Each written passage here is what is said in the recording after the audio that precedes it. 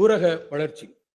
ஓலை குடிசைகளில் வசிக்கும் ஏழை குடும்பங்கள் குறித்து முத்தமிழறிஞர் கலைஞர் கொண்டிருந்த கருணையினையும், குடிசையில்லா தமிழ்நாடு அமைந்திட வேண்டும் என்ற அவரது பெருங்கனவையும் நினைவு கூறும் வகையில் கடந்த ஆண்டு கலைஞரின் கனவு இல்லம் எனும் புதிய திட்டம் அறிமுகப்படுத்தப்பட்டது.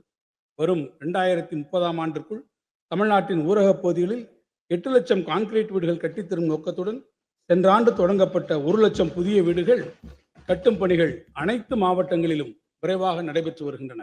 அதைத் தொடர்ந்து 2025-26ஆம் ஆண்டில் 1 லட்சம் புதிய வீடுகள் 3500 கோடி ரூபாய் மதிப்பீட்டில் கட்டும் பணிகள் தொடங்கப்படும்.